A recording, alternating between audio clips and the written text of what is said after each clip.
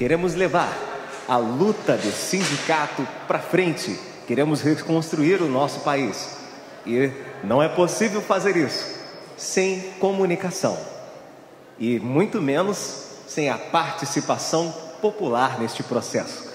Comunicação popular é a mesa desta manhã. E agora falando sério, eu me chamo Euro Mascarenhas Filho, e aí eu tenho que fazer a minha piada de sempre, né? Eu não sou dinheiro, mas eu sou real, meu nome. E estou aqui com a querida Carolina Vaz, Pedro Barreto, meus companheiros, camaradas de NPC, de muitas idas e vindas no Núcleo Piratininga de Comunicação. Para quem nunca ouviu falar no Núcleo Piratininga, é um núcleo que foca na formação de comunicadores populares, um treinamento, né, de comunicação sindical, de jornalismo sindical. O NPC roda o Brasil todo levando essa formação, levando essa consciência da importância do enfrentamento pela comunicação, né, dentro do mundo do sindicato e também nas diversas formas de movimentos sociais, sobretudo nas favelas do Rio de Janeiro. Então o NPC tem empreendido esse esforço já há muitos anos, né? E eu gostaria até de, em cima disso, abrir a nossa mesa. Uma coisa que eu tenho refletido muito ultimamente é que uma das críticas mais comuns que se fazem à esquerda, né, quando o pessoal quer a autocrítica da esquerda, né, a esquerda não fala a língua do povo, né? Geralmente essa crítica ela é muito comum. Só que ao mesmo tempo eu acho que é uma crítica comum e um pouco genérica também, porque ninguém aponta o que seria isso, né? O que é falar a linguagem do povo, e geralmente isso tende a cair num certo elitismo, né? A gente acha que falar a língua do povo é achar que o povo não é inteligente o suficiente para entender as nossas ideias, ou que o povo não tem capacidade de formular pensamentos complexos ou de entender que a realidade que ele mesmo vive é complexa, né? Então, até essa semana a gente teve um exemplo aí de alguém que, né? Enfim, mas essa crítica é muito comum e ao mesmo tempo um pouco genérica. E quando eu penso nas experiências de comunicação popular, né? Esse trabalho que o NPC fez anteriormente ao Almanac da Comunicação Popular, quando o NPC fez o livro das experiências de comunicação popular no Rio. E depois a gente fez uma atualização de quais eram as experiências do passado e do presente, né, que consta no Almanac da Comunicação Popular. Para mim, eu que trabalhei, né, no processo de confecção do Almanac da Comunicação Popular no Rio de Janeiro e sindical, a parte sindical ficou mais com a Cláudia. Acho que você ajudou na parte sindical, não foi, Carol? No outro livro, da experiência de comunicação popular, que a Carol trabalhou no livro, né? Quando a gente se depara com essas experiências aqui, quando a gente vê a forma como essas experiências de comunicação estão incorporadas no dia a dia das comunidades, desde as lutas mais pequenas que a gente pode considerar pelo asfalto para levar água para dentro da comunidade, e que o processo de politização das pessoas se dá através disso. E isso é encantador. E aí eu começo a entender o que é o tal do vamos falar a linguagem do povo, que o pessoal tanto fala, né? Que nada mais, nada menos é você trabalhar junto com as pessoas, é você estar no dia a dia das pessoas, entendendo o que elas mesmas têm a dizer. Eu cito aqui uma experiência que eu acho fantástica, que foi a experiência do jornal Tagarela, né? Da Rocinha, que é algo que, assim, eu sempre cito a experiência do jornal Tagarela, porque a maneira como esse pessoal, no meio de uma ditadura, né, e final da década de 70 é o momento que muitos militantes da esquerda por conta do contexto de repressão, vão para as favelas se esconder dentro delas. E você tem um processo de efervescência muito grande da produção de comunicação popular dentro das favelas. E quando a gente fala desse processo de produção de jornais populares, a gente está falando de produções que eram interessantes não só do ponto de vista do seu conteúdo, mas também do ponto de vista estético, porque eram jornais lindos e eram jornais elaborados, pautados juntamente com as populações das favelas. E o Tagarela é uma experiência disso, né? Onde uma questão que o Paulinho, que era um dos articuladores do jornal, hoje, se eu não me engano, ele é presidente do sindicato da Central Brasileira dos Trabalhadores, CTB, se eu não me engano. Ele fala que teve o trabalho de movimentação dentro da Rocinha, juntamente ao Tagarela, foi importante quando o governo do Rio de Janeiro estava querendo implementar uma política eugenista com relação às mulheres da favela da Maré. Uma política pública altamente racista com relação às mulheres da favela, e o jornal cumpriu um papel importantíssimo de ser contra isso, de pautar isso. Então, essa experiência que realmente se entranha na vida das pessoas, né, me remete a essa crítica, esse lugar comum, né? A esquerda não fala a língua do povo. Tá, mas o que é isso? Né? É o trabalho de comunicação popular, é a gente voltar a acreditar nessa potencialidade, né, da comunicação, do fazer com e ouvir, né? Deixar que as pessoas experienciem isso também, deixar que elas nos conduzam nesse processo, muitas vezes, né? E você, Carol, você é uma pessoa que trabalha no jornal O Cidadão, você escreve para o Cidadão da Maré, a Maré, que somente a Maré, gente, só a favela, só o complexo da Maré rende um livro acho que de pelo menos 3 tomos sobre experiências de comunicação naquele lugar, né? Eu acho que você pode falar um pouco disso para a gente, a importância, né? Eu acho que a riqueza que existe como alguém que está dentro desse contexto da Maré, e pautar um pouco também sobre essa questão da comunicação popular. Qual que é a importância que isso tem? Por que a gente se afastou tanto disso? Né? Então, eu queria, inclusive, agora passar a bola para você, né, depois dessa introdução, dessa reflexão aqui, né, quase que uma catarse, mas do ponto de vista de quem trabalha diariamente dentro de um jornal que lida com a realidade de uma das maiores favelas do Rio de Janeiro e que justamente tem experiências riquíssimas, como a TV Maré, o Museu da Maré, né? E o Jornal Cidadão, que é assim um jornal conhecidíssimo, né? Para quem conhece a comunicação popular, não só do Rio, mas do Brasil, o Cidadão é uma referência. Então eu queria que, de quem está de dentro dessa realidade, né? O que a gente precisa por que é tão importante a gente se reapropriar dessa importância desse debate, e qual é a importância da comunicação popular, né? Como alguém que vive dentro dessa realidade. Obrigada, Euro. Vou começar primeiro me identificando o jornal, para depois comentar o que o Euro acabou de perguntar. Meu nome é Carolina. Eu atuo no Jornal Cidadão, que é um jornal comunitário da Maré, desde 2015.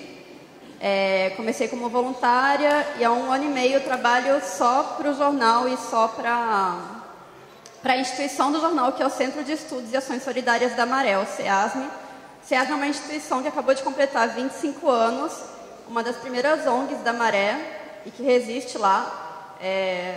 Há 25 anos, eu digo resiste assim, por causa da questão de verba, de manutenção, é uma estrutura grande e tal, e que tem outros projetos, né? O jornal é um dos projetos do CEASM, mas tem outros projetos, tem o pré-vestibular, tem o preparatório para o ensino médio, Tem o Museu da Maré, que talvez mais pessoas conheçam, assim, que é um equipamento de cultura, né, que existe desde 2006. Então, o jornal tem 23 anos, é desde 99 que ele existe, e eu estou lá desde 2015. Bom, o jornal, assim como os outros projetos do SEASM, tem um compromisso com a identidade e com o protagonismo da população da Maré, né? A gente chama o moradora da Maré de mareense. É uma palavra criada pelo jornal. E aí eu queria colocar alguns pontos sobre a comunicação popular que vão acabar chegando no que o Euro me perguntou, né? A participação na comunicação popular, ela independe de diploma. Não é preciso ser jornalista, ter um diploma na comunicação para estar na comunicação popular, para fazer a comunicação popular. E aí, por isso também que a gente tem bastante formação entre nós, né?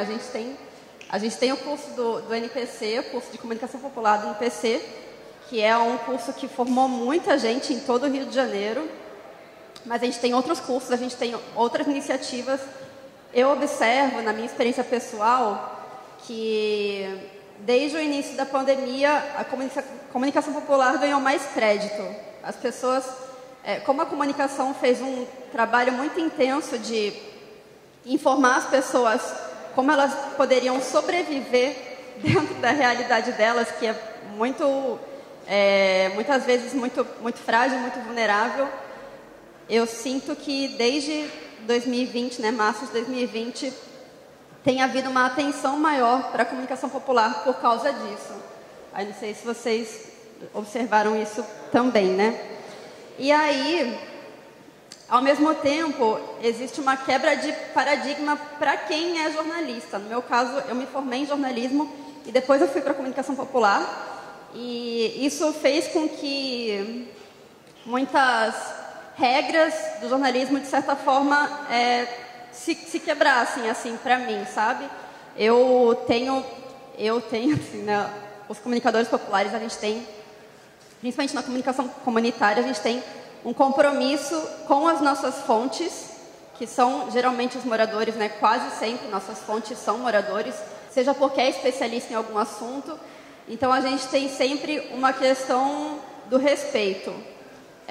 Sempre uma questão de que você vai produzir aquele conteúdo considerando que você vai depois encontrar aquela pessoa na rua. E se você tiver publicado alguma coisa em que ela se sinta humilhada, se sinta diminuída, se sinta vitimizada, você vai ser cobrado por isso, você vai ter, de certa forma, falhado no seu trabalho. Pelo menos eu enxergo desse modo, assim, dessa forma. Se você for comparar, por exemplo, como aborda, sei lá, fome, o Profissão Repórter, uma mídia comunitária, você vai ver que a gente não vai sair entrando na casa de ninguém mostrando como aquela pessoa é miserável. A gente não vai fazer isso, porque existe um respeito e aquelas pessoas geralmente são próximas de você. Você conhece, outras pessoas do jornal, da instituição, conhecem. Assim, eu costumo dizer também que a gente faz um trabalho colaborativo no jornal, assim. O nosso trabalho no jornal, ele é, de certa forma, muito fácil.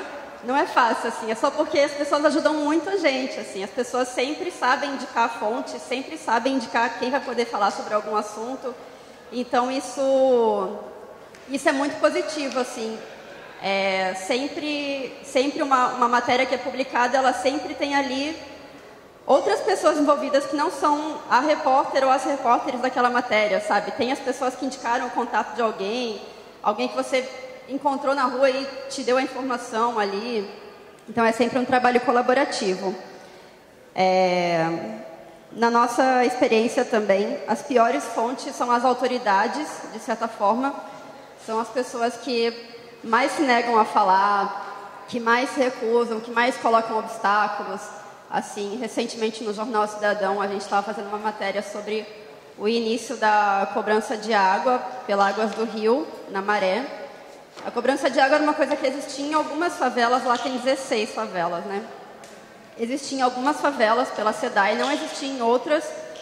E começou a correr o boato de que iam começar a cobrar água sem uma informação de como ia ser isso. Se ia ser uma cobrança por prédio, por endereço, por família, se ia ter hidrômetro, se não ia ter hidrômetro, ninguém tinha essa informação. E quando a gente foi falar também com a empresa, né, com a Águas do Rio, apesar de identificadas como do jornal, como jornalista, a pessoa não quis nem se identificar para dar informação, sabe? E, enfim, mandar e-mail, e o e-mail demorou muito para chegar, então eles colocam obstáculos. Também é sempre muito difícil falar com a Secretaria de Saúde, qualquer reportagem em unidade de saúde, às vezes precisa do acompanhamento de outra jornalista, assim, de alguém da OS, sabe, de uma representante da OS. Então, nossas piores fontes são as autoridades, assim, quando a gente não precisa falar com a autoridade, quando nossas fontes são os moradores, e geralmente é muito mais fácil, assim, é muito melhor. A gente também não dispensa pesquisa, a gente não parte só do testemunho, né? A gente sempre faz uma pesquisa para colocar nas matérias, para incrementar as matérias também. E para finalizar, assim, depois a gente entrar num debate, queria falar sobre alguns desafios, assim. O jornal, é um jornal de 23 anos, né? Que é um jornal que foi impresso até 2016, mais ou menos, e depois a gente não conseguiu mais imprimir. E eu sentia que ele tinha uma comunicação mais efetiva e mais direta quando ele era impresso, porque agora é online, né? Então, a gente hoje está muito refém, assim. De um lado existem muitas mídias, do outro, ninguém abre o navegador do celular e fala, vou entrar no site de tal jornal. Geralmente a gente usa as redes sociais, né? Então, nas redes sociais a gente fica muito refém do algoritmo, fica muito refém de as pessoas comentarem ou compartilharem o que você publicou para chegar em outras pessoas. Então, a gente vive hoje uma dificuldade, assim, sem você colocar dinheiro naquilo, é uma dificuldade fazer a sua produção chegar para as pessoas na internet. Geralmente a mídia comunitária não vai ter ali dinheiro para impulsionar, ou vai ter que escolher, né, qual post vai impulsionar naquela semana, naquele mês. Até porque, Carol, se tem uma coisa que a pandemia escrachou, é que nem todo mundo tem esse acesso maravilhoso à internet como a gente achava que tinha. A dificuldade que muitas famílias pobres tiveram para educar, para dar aula à distância, EAD, para os seus filhos, foi enorme. Então, essa história que a gente fica ouvindo falar, que está todo mundo na internet, está todo mundo na internet, está todo mundo na internet, a gente viu que não é bem assim que funciona, né? Exatamente. Tanto que, assim, até hoje, às vezes, a gente vai fazer, às vezes, reportagem do jornal e as pessoas falam assim, mas aí vocês entregam lá em casa? A gente fala, não, a gente não... Por enquanto, a gente não está imprimindo mais, a gente não vai ter como entregar. Aí deixa um cartão do jornal, pede para a pessoa... seguir, né, acompanhar e tal, para depois, aí às vezes pega o contato também para informar a pessoa que a matéria saiu. Em cima disso, Carol, acho que esse é um ponto muito importante da gente falar, né? Porque a gente começa, é aquela questão, né? A gente começa a repetir determinados discursos sem pensar o real impacto que determinadas coisas vão ter, inclusive para o nosso trabalho de formação de base, porque falar de comunicação popular é falar de formação de base. Isso é uma coisa está associada à outra, gente. Então, se a gente está batendo cabeça hoje, o que está acontecendo com a base, como é que a gente volta para a base, a gente está falando praticamente disso aqui. É disso aqui que a gente está falando. Porque quando a gente para de imprimir um jornal, não é... Ter um jornal impresso não é um luxo, não é um capricho, gente.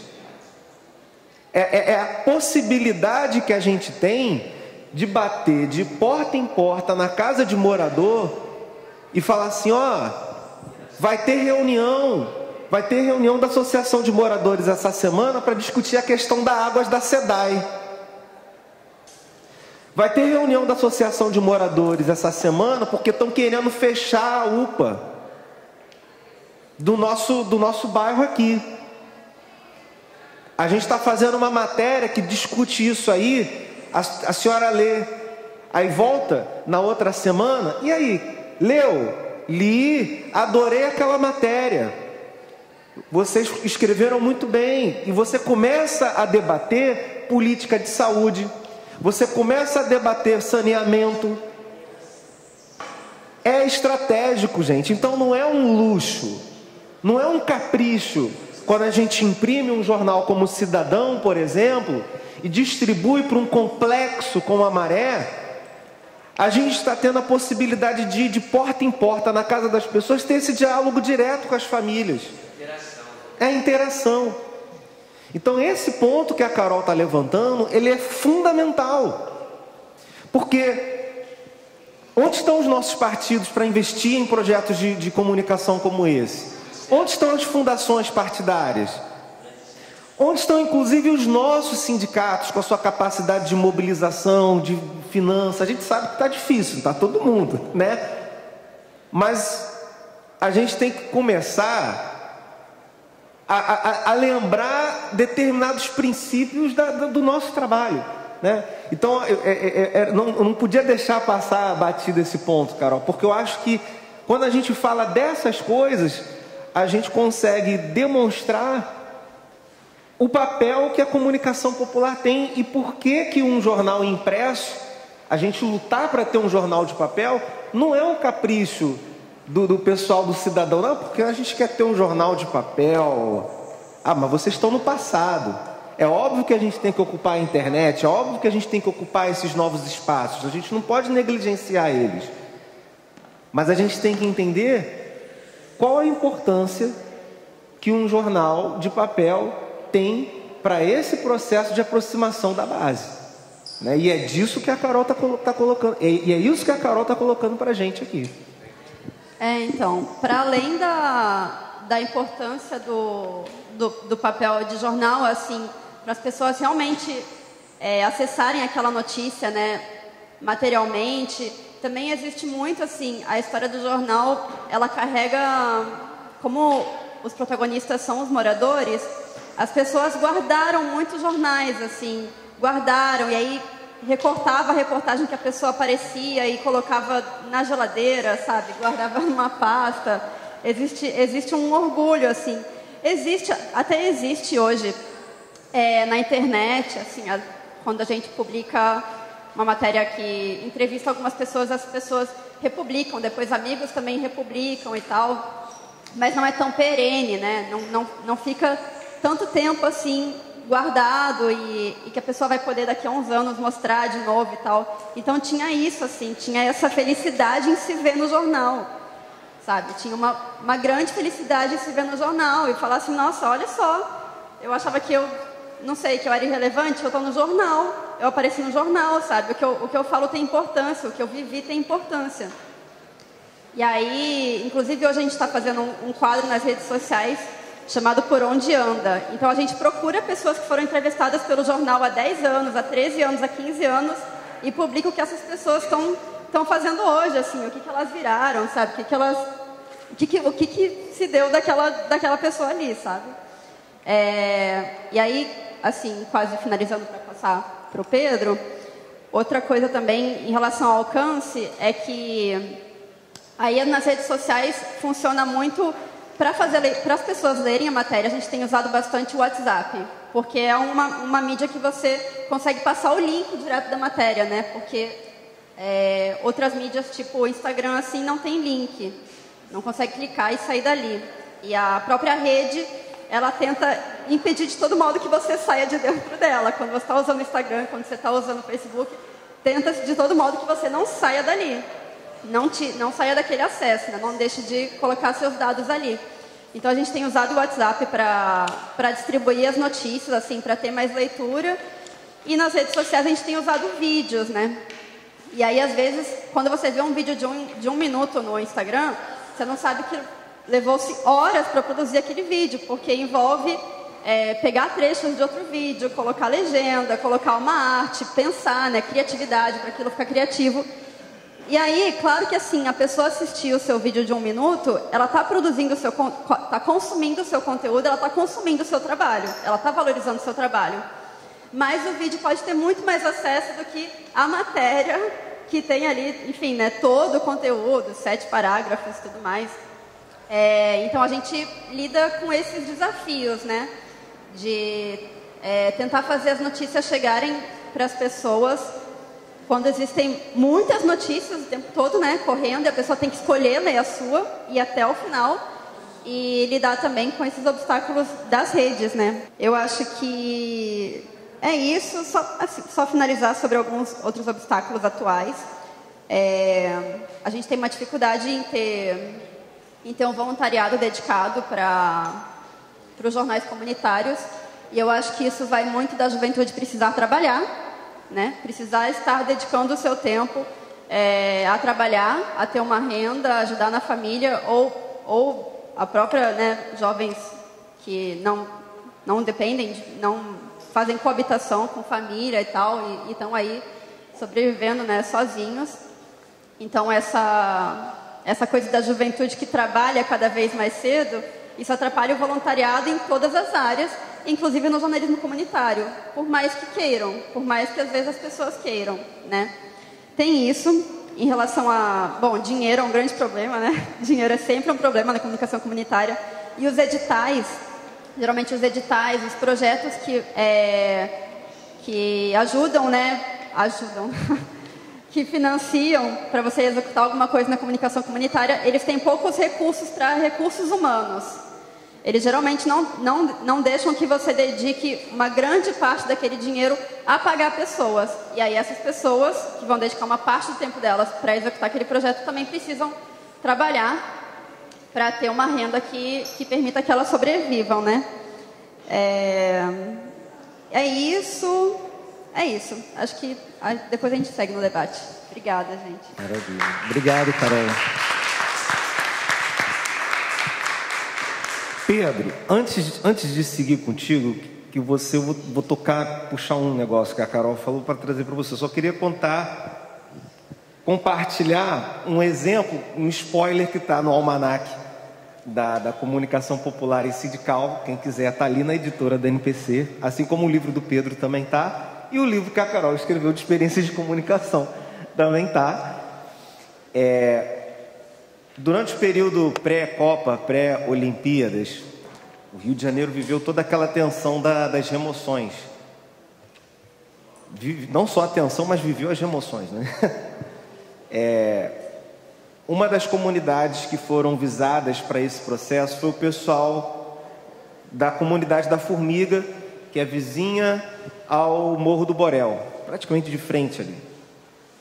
Aquelas pessoas estavam se organizando para resistir a esse processo. Nós não queremos sair daqui.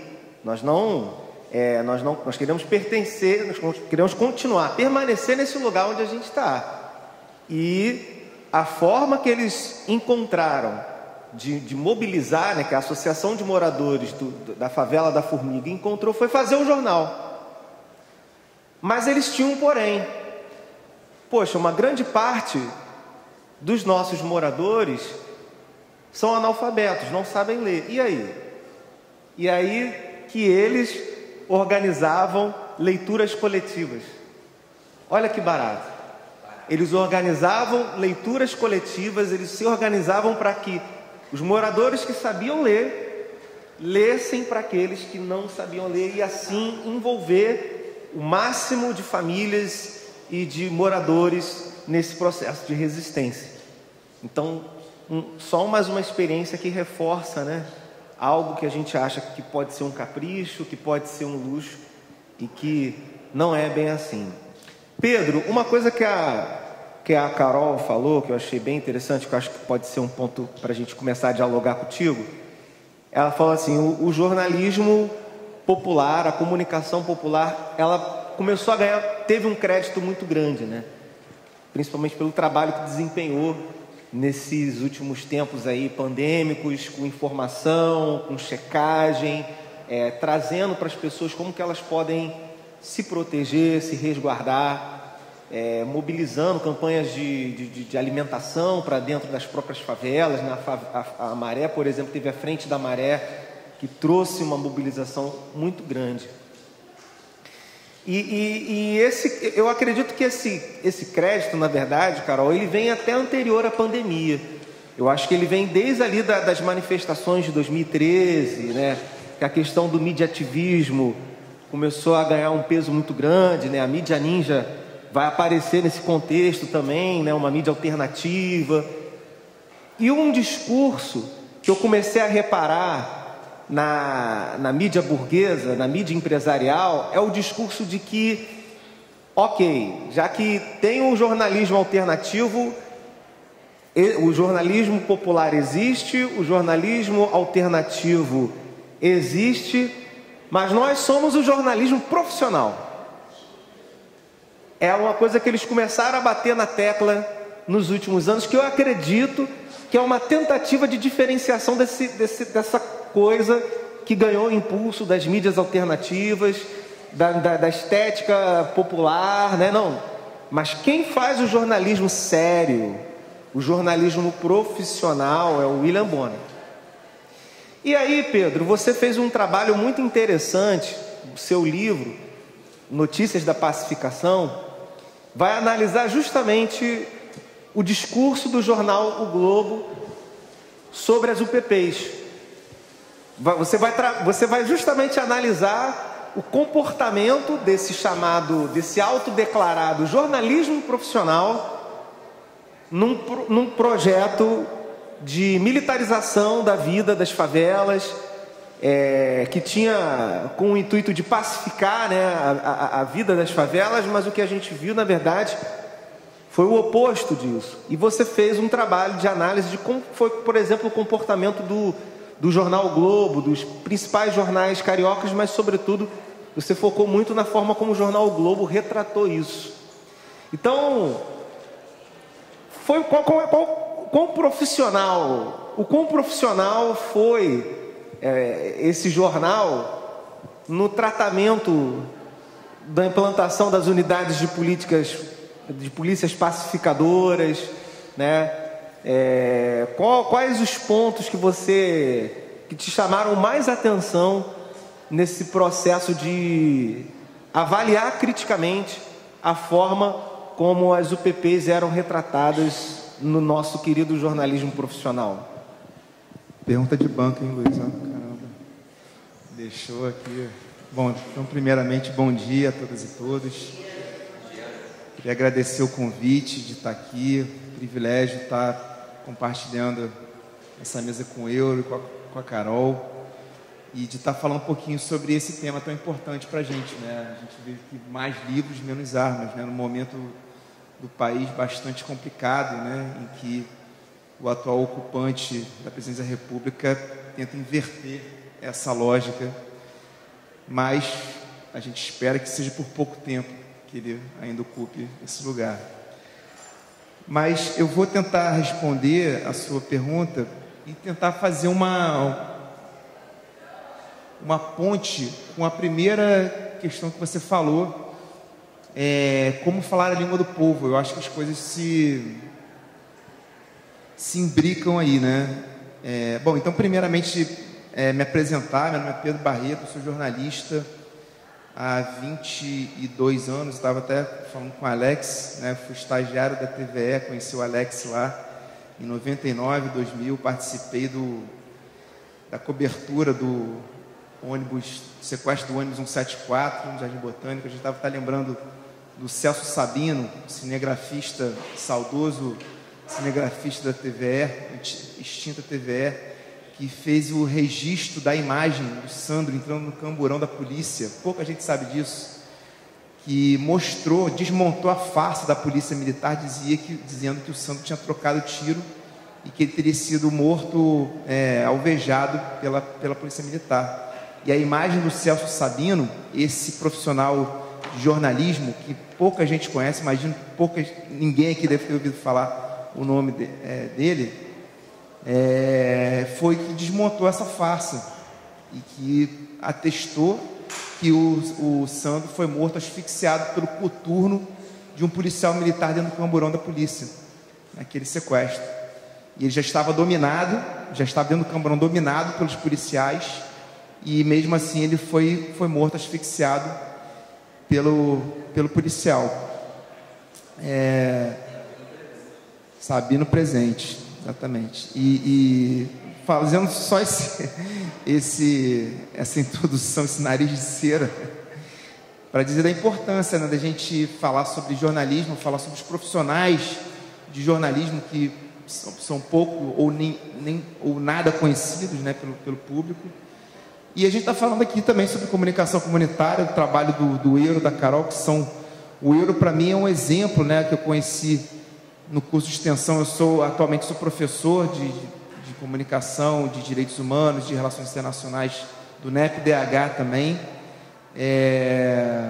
Conheci o Euro na minha atividade como professor extensionista no NEP-DH, no curso de extensão Mídia, Violência e Direitos Humanos, que está com inscrições abertas para a sua 9ª edição. Permitam fazer uma breve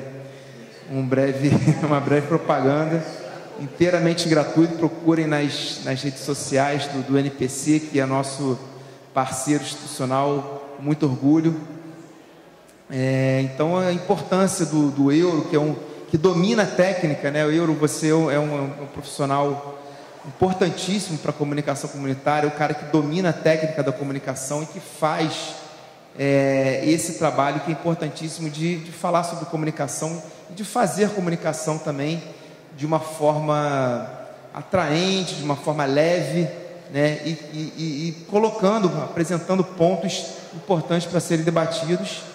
E com a Carol também, que faz um trabalho importantíssimo de comunicação comunitária na Maré, né? E que a gente precisa estar atento, né, para isso, não ficar falando apenas, né, da mídia hegemônica, porque existem duas vertentes, né, na pesquisa sobre comunicação: se a gente deve buscar as brechas da comunicação hegemônica ou abandonar a comunicação hegemônica e partir exclusivamente para a comunicação comunitária. Eu diria que, tentando dar um spoiler, né, do que o Euro me perguntou, eu diria que a gente deve buscar esses dois caminhos, porque eu acredito na disputa em todas as esferas, em todos os espaços, né? Na comunicação, no sistema de justiça, enfim, em todas as áreas a gente precisa estar disputando para que a realidade social seja transformada. E essa transformação ela só vai se dar através da disputa interna, né? Então, a gente, falando um pouco sobre política, não adianta a gente eleger o Lula e achar que o Lula vai resolver todos os nossos problemas, né? Não sei se eu estou falando alguma inconveniência que precisa estar disputando, estar fazendo essa disputa para que a nossa realidade social seja transformada, e ela só será transformada através da luta social. Dito isso, e tentando responder a pergunta da banca que o Euro está trazendo aqui, como falar a língua do povo e que essa comunicação ela chegue até as pessoas com quem realmente a gente pretende falar. No meu trabalho, no livro Notícia da Pacificação, como o Euro já adiantou, eu faço um diagnóstico de como o jornal o Globo legitimou discursivamente a política de segurança pública do Sérgio Cabral, do então governador Sérgio Cabral, e do secretário José Mariano Beltrame, iniciado em 2008, né?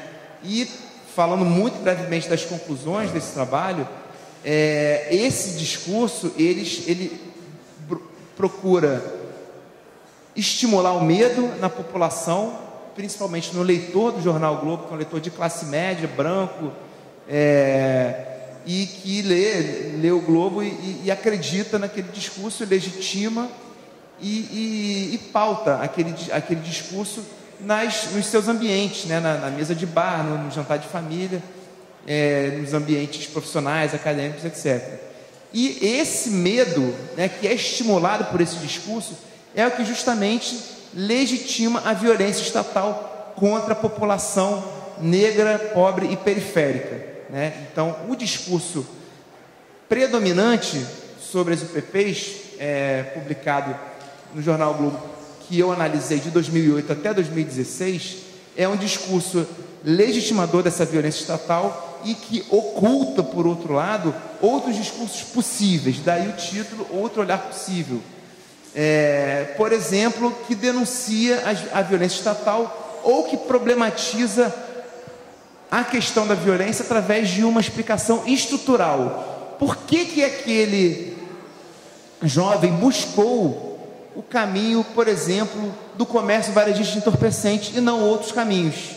Porque justamente aquele caminho da via institucional para buscar as metas sociais, falando de termos aqui da sociologia do crime e da violência, esse caminho da via institucional, que nós aqui, que somos os conformistas, ou seja, aqueles que buscam o caminho do trabalho, formal, etc., esses caminhos estão obstruídos para essas pessoas. Então a gente tem que buscar caminhos ditos inovadores, pelo Robert Merton, que é um termo que ele usa, caminhos inovadores, ou seja, o caminho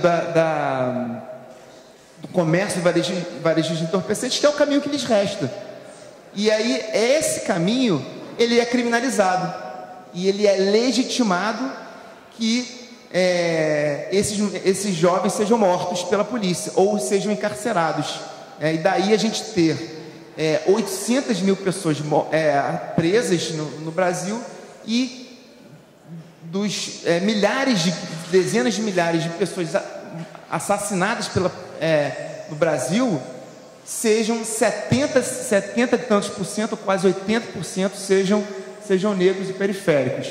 Esse discurso do jornal Globo, esse papel do jornalismo de referência, jornalismo sério que o Euro está trazendo aqui, é um discurso que o Michel Foucault vai falar sobre o papel da autoridade, Quem são as pessoas autorizadas a falar? É o delegado, é o juiz, é o governador, é o professor branco, eurocêntrico, que tá falando naquele lugar de autoridade. Quando se coloca esse lugar de autoridade naquela figura ali do jornalismo de referência, o que se está fazendo? Está desqualificando todos os demais, justamente o jornalismo dito não profissional, ou jornalismo sensacionalista, ou jornalismo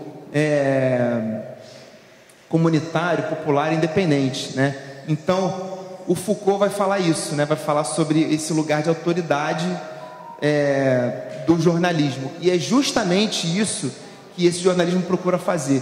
Eu sou o jornalismo sério, vocês são jornalismo sensacionalistas. Ora, o saudoso Alberto Dines, com quem eu acho que o Alex também trabalhou na TVE, no Observatório da Imprensa, ele dizia o seguinte: o que é jornalismo sensacionalista? É o jornalismo de sensações? Mas será que o jornalismo do Globo, ele não busca as sensações também? Não busca estimular o medo? Não busca estimular o ódio? Não busca estimular outras tantas sensações que a gente é afetado através das notícias sobre crime e violência? Então qual é a diferença entre o jornalismo dito de referência e o jornalismo popular, comunitário, o jornalismo sensacionalista? Nenhum. Mas é preciso, para esse discurso do jornal O Globo, que ele se coloque nesse lugar de referência em oposição a todos os demais. O racismo é isso.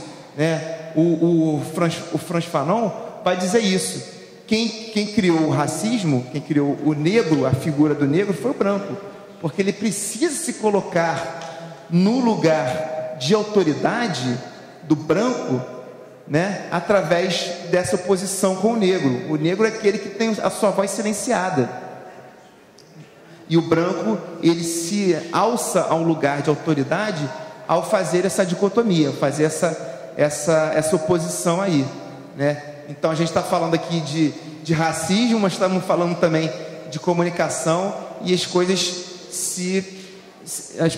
dialogam aí. E aí, eu não sei se eu consegui chegar aonde o Euro está querendo, mas tentar falar sobre a importância da comunicação comunitária, porque a comunicação comunitária, eu acho que está ali falando com as pessoas, justamente entregando o jornal de porta em porta. E a gente lembrar de um outro colega também da Maré, o Hélio Euclides, que é o cara do Maré de Notícias, que vai fazer isso. Ele bota o pé na terra, vai entregar o jornalzinho na mão do morador. Até, Pedro, em cima dessa questão que você está falando sobre o discurso que é autorizado, o discurso que é o legitimado, o sério, Muitas vezes a gente é questionado no nosso trabalho de jornalismo popular, né, Carol? Mas vocês não ouvem o outro lado? Vocês têm que ouvir o lado do governador. Ora, o lado do governador, do secretário de segurança, já está lá, todo mundo já sabe. Toda hora. O espaço que ele tem, né, de legitimar as suas ideias, de naturalizar o morticínio, o genocídio, o racismo, está dado. O outro lado que ninguém ouve, ninguém vê, que são dos moradores, que são as fontes, né? São as pessoas que a gente vai de porta em porta para ver, são as professoras das escolas que funcionam dentro das favelas, que são fechadas por conta das operações policiais. Esse lado ninguém vê. Esse é o outro lado que a gente precisa ouvir mais, porque o lado autorizado já está dado, já está aí. Aparece na primeira capa todo santo dia, né? Esse é um ponto interessante também dentro da questão que você está trazendo, né, Pedro? Então, aí assim, só tentando responder e concluindo o que eu estava dizendo. Então, assim, eu acho que a comunicação comunitária ela é fundamental, porque ela vai buscar dar esse contraponto, que muitas vezes a comunicação hegemônica não dá. Mas há também os desafios, porque não basta assim, vamos aqui pelo caminho da esquerda, mas tem questões que são importantes a gente trazer também. Aí eu acho que eu vou até fazer uma colocação e vou devolver para vocês, para a gente tentar pensar a respeito disso, porque não está dado, a solução não está dada, porque eu acho que tem duas questões fundamentais na comunicação comunitária que a gente precisa observar, que a primeira seria o financiamento, como se financia a comunicação comunitária. Porque, por exemplo, eu estava ontem lá no Bar Madrid, falando um pouquinho sobre o livro também, e aí eu falei, se a gente fizer um jornal comunitário, uma rádio poste na rua Almirante Gavião, aqui na Tijuca, e eu vou precisar de anunciante. Mas se eu começar a falar, e aí eu vou captar anúncio, né, do Bar Madrid e da livraria Casa da Árvore. Mas se eu começar a falar alguma coisa que esses anunciantes não queiram, não gostem, que seja contra o que eles estão, que eles pensam, enfim, eles vão falar, olha, não vou mais pagar o teu jornal não vai mais poder ser impresso. A mesma coisa acontece, por exemplo, num jornal comunitário, numa favela, em que, por exemplo, uma igreja neopentecostal, ela domina política e ideologicamente aquela localidade, aquele território. Então, se você for fazer matérias que contrariem os interesses políticos, ideológicos e, enfim, econômicos daquela região ali, como é que você vai fazer um jornal comunitário assim? Como é que você vai fazer? Né? Então, a questão do financiamento, eu acho que é fundamental para a gente discutir na comunicação comunitária. Outro ponto, a segunda questão que eu coloco, é de que maneira não reproduzir os mesmos padrões da comunicação hegemônica, que seria, por exemplo, eu preciso de cliques, eu preciso de audiência, eu preciso... então, assim, eu vou me espelhar na comunicação hegemônica da Folha de São Paulo, do Globo, que tem muitos leitores, né, para alcançar uma audiência para o meu público. E aí eu acabo reproduzindo os enquadramentos, as pautas, as mesmas pautas. Eu vou falar do Flamengo, que ganhou de 4-0. Eu vou falar de violência, que o povo quer saber, sobre... São assuntos que afetam as pessoas, né? Que as pessoas estão falando, né, nas ruas. Então, muitas vezes é preciso, para você fazer uma comunicação que altere a realidade social daquele território, é preciso falar de coisas que as pessoas não estão falando, falar de temas que são ocultados, aquilo que a gente estava falando anteriormente. Como fazer isso? Né? Aí eu devolvo a palavra para você.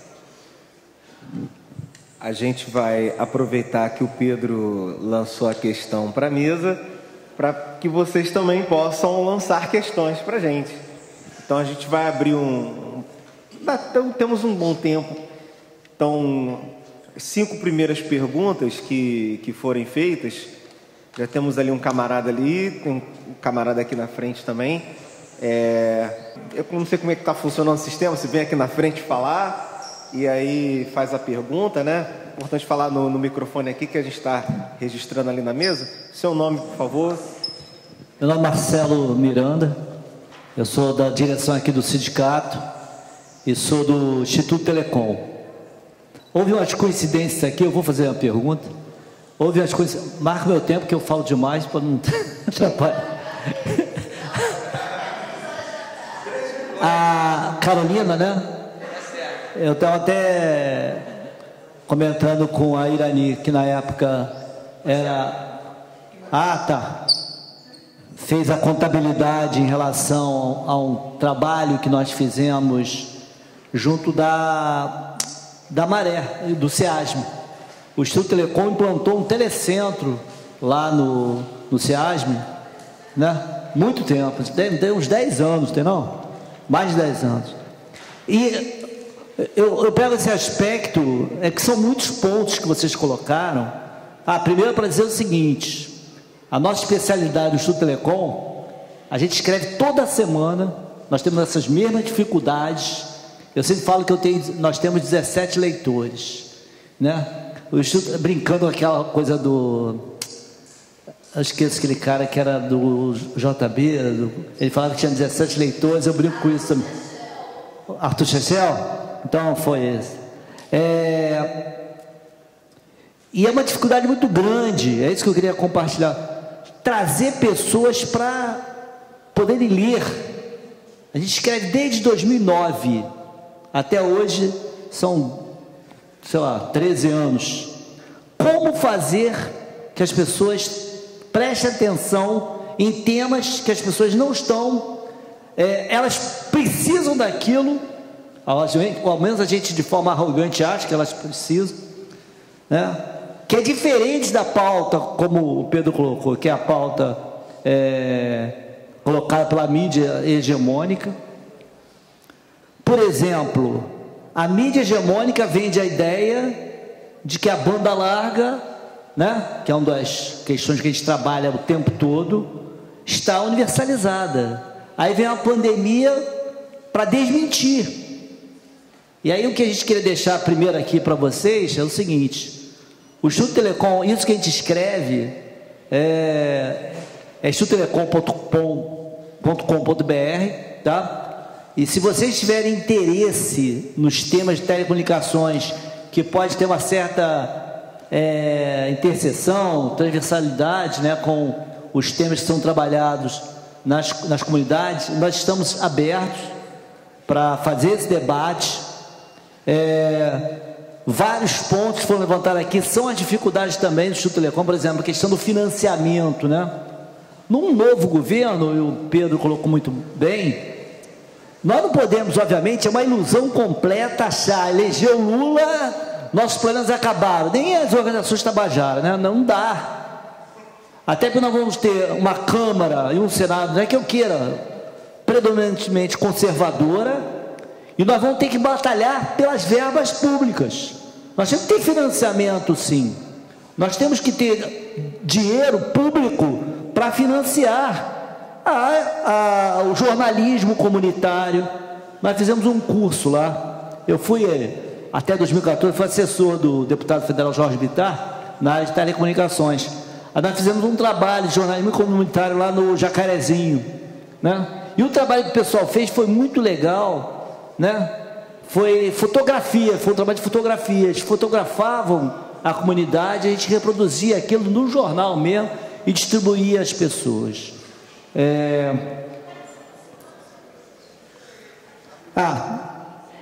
Eu queria que vocês, eu sei que destacaram, eu vou fechar, destacaram muito a questão do jornal impresso, eu acho muito importante, mas eu queria que vocês comentassem um pouco do que a gente chama, não o Instituto Telecom, O Instituto Telecom participa de uma instituição que é a Coalizão Direitos na Rede, que são mais de 50 instituições, né, Intervoz, muitas, e nós somos um dos participantes, Clube de Engenharia, né? E tem um conceito que se chama Jardins Murados. O que são os Jardins Murados? Os Jardins Murados são o seguinte: a pessoa, quanto mais pobre, a pessoa tem menos capacidade, evidente, de pagar pelo acesso à internet, à banda larga. O que as grandes operadoras fizeram? Criaram a seguinte situação: você não vai ter problema. Quando acabar os teus dados, e acaba ali pelo meio do mês, você vai ter disponível para você, de graça, acesso às redes sociais, que chama-se Zero Rate, né? Só que isso é um jardim murado. A pessoa acha que está na internet, mas não está. Vocês, por exemplo, nós, né, que estamos nessa batalha da comunicação alternativa, vamos dizer assim, não gosto muito dessa palavra, mas vamos colocá-la aqui. Nós estamos com isso. Como é que vocês veem? Essa é, por fim, a minha pergunta. Como vocês veem essa questão do jardim murado? Porque no jardim murado é a mesma exclusão que tem da grande mídia em relação à pequena mídia. Porque é uma ilusão achar que Facebook, que Zap, que todas essas chamadas mídias sociais, que já é um complicador chamar isso de mídia social, de que social elas têm pouco, né? Como fazer para quebrar, aliás, elas são totalmente, umbilicalmente ligadas à lógica da grande mídia, que é uma ilusão achando que é um confronto entre essas plataformas e os grandes meios de comunicação. Ontem teve uma palestra aqui do professor Marcos Dantas, né, da UFRJ, né, que tem um livro aqui, inclusive, que eu acho que é muito bom, O Valor da Informação, né? Como fazer, essa é a minha pergunta, como quebrar esse jardim murado? Nós temos a possibilidade, como articular as mídias chamadas alternativas? Como podemos dialogar sindicato, o Sintel, que tem um jornal, né, que hoje também é online? Como podemos articular o Instituto Telecom e como podemos articular essas mídias que estão em várias comunidades? Por fim mesmo, eu queria só resgatar outra vez que nós aqui do Sintel estamos fazendo história. Aliás, sempre fazemos, todos nós fazemos história, mas é um pioneirismo importante demais. Alguém pode olhar agora e falar assim: nós estamos aqui, sei lá, 20, 30 pessoas. Cara, a história se constrói assim, é um processo. Eu tenho certeza que a direção do sindicato vai caminhar para ano que vem e dar continuidade a isso, porque quebrar o discurso do ódio, quebrar o discurso do racismo, quebrar todos os preconceitos é um processo cultural que nossos governos, inclusive, quando estiveram, né, lá, nosso governo Lula, governo Dilma, acrescentaram um pouco a esse processo. A questão cultural foi uma questão da largada. Até a gente lembra que o Gilberto Gil foi a grande referência nossa. A conferência de comunicação que houve em 2009 surgiu e foi construída por Gilberto Gil e Franklin Martins. Mas minha pergunta é anterior, eu me alonguei demais, mas eu queria saber qual é a opinião de vocês e deixar aqui tanto o Sintel como um aspecto de articulação de comunicação, como o Instituto Telecom. O Instituto Telecom, na verdade, o Instituto Telecom, nós somos muitas pessoas, sou eu e uma jornalista, né? Mas é assim mesmo. Mas o Instituto Telecom está disponível para fazer esse diálogo com vocês. Se vocês quiserem marcar algum momento lá, eu posso ir lá. A jornalista também, Rosa Leal, que é excelente, ela foi por muitos anos assessora do Gilberto Palmares e ainda trabalha com ele, mas eu acho uma jornalista de alto nível, tem uma perspectiva social, de construção, de alternativas. É isso. E parabéns pela mesa, parabéns ao Sintel, parabéns pela construção de um processo democrático, que me parece que é por aí que a gente pode caminhar. Obrigado. Sua amiga aqui vai fazer a pergunta também, se apresentar para a gente.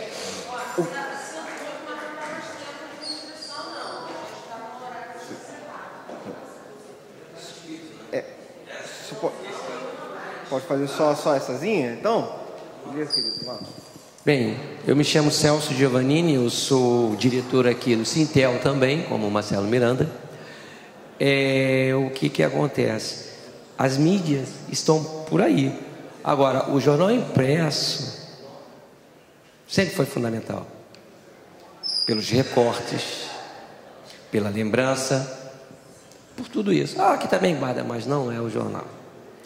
E outra coisa, esse jornal impresso, ele atinge muito mais, né? E imagina a interação que tem com esse pessoal. Não é só porque ele está impresso, não é isso. É a interação de quem entrega isso aí. Porque a comunicação liberta. A comunicação liberta, ela faz a gente crescer e nos interessar por pontos que estão obscuros, não só para mim, que estou lendo, mas também para aquele que está levando. Quem nunca fez uma reportagem, os senhores são de comunicação, pode me ajudar nisso. Quem levando um jornal, fazendo uma panfletagem, não olhou uma situação e tornou aquilo ali uma reportagem estrondosa de um jornal, sem programação nenhuma, não é mesmo? Então é muito importante. É claro que é importante as mídias, sim, mas a necessidade de um jornal circulante em uma comunidade é necessidade, é interação, é cultura. Porque muitas vezes, como foi falado aqui, tem um local, não é? Acho que é na Maré, que tem o pessoal que lê para aqueles que não conseguem, né? Mas quem lhe garante que ali já não está nascendo, sendo implantado nessa pessoa que não teve oportunidade, ou N coisas aí que a gente sabe que acontece? Quem me garante que aquilo ali já não está impulsionando aquela pessoa? Preciso aprender a ler. Eu quero estar lá ajudando também. É mais uma interação, é mais uma necessidade, é tudo isso. Então, eu não sei como é que está. A gente sabe que isso tem custos, não é? Eu não sei como está. Mas como que vocês tratam dessa necessidade de ter um jornal impresso? Um inviabiliza o outro, é isso que eu tenho que deixar aqui bem claro. Não inviabiliza. Eu acho que estando na mídia e tal, mas eu acho que para você atingir o atingimento desse público-alvo é muito maior quando você entrega na mão ali dele. Além de ser tradicional, né, gente? Então, como é que trata isso? Né? É isso que eu quero deixar aqui. Obrigado. Como o nosso tempo é exíguo, candidata, você tem apenas um.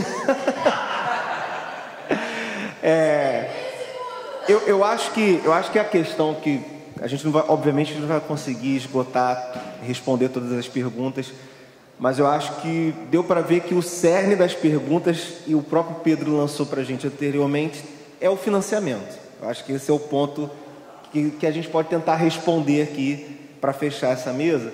Então, candidata, você tem 1 minuto para falar sobre isso. Tentar dar a sua resposta, né? Essa é uma questão que é difícil mesmo, né? A gente ainda não, acho que a gente ainda não tem uma resposta para isso, né, Carol?